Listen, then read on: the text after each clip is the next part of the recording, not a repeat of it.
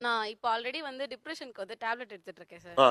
இப்போ ஒரு 2, 3 மந்த்ஸா ட்ரீட்மெண்ட் போயிட்டு இருக்கேன். பட் ஆல்ரெடி நான் இப்போ போயிட்டு இருக்கிறத வச்சே அவர் என்ன சொல்ல ஆரம்பிச்சிட்டாருன்னா, இப்போ நான் நார்மலா இப்போ பேசுறது கூட, "நீ வந்து ஸ்ட்ரெஸ்ஸா இருக்க.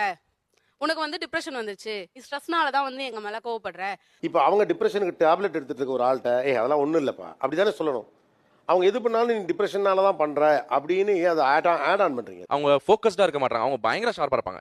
அவங்க ரீசென்ட் டைம்ஸ்ல அவங்க ஒர்க்லயே அவங்களால ஃபோக்கஸ் பண்ண முடியல. அவரு நினைச்சிட்டு இருக்காருன்னு நினைக்கிறேன். எனக்கு என்னன்னா, நான் ஒரு 4 இயர்ஸா ஒர்க் ஃப்ரம் ஹோம்ல இருக்கேன் சார். இவரோட ஒர்க்குக்காக தான் ட்ரான்ஸ்ஃபர் ஆகி ப்ரொமோஷன் இவருக்கு கிடைச்சதுன்னு சொல்லி வேற ஊருக்கு வந்துட்டோம்.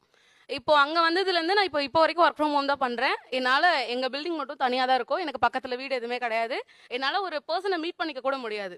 எனக்கு தனியா இருக்கிறது ரொம்ப கஷ்டமா இருக்கு சார். என்னால அத பேலன்ஸ் பண்ணவே முடியல. வீட்ல அம்மா, அப்பா இல்ல கல்யாணம் ஆனதுக்கு அப்புறம் மாமனார், மாமியார் எல்லாருமே இருந்துட்டு என் கூட நான் பேசுறத கேட்கறது கூட ஆள் இல்ல. ஒரு கணவரா அனலைஸ் பண்ணக்கூடாது. பேசுறத கேட்கறது கூட ஆள் இல்ல. ஒரு கணவரா அனலைஸ் பண்ணக்கூடாது.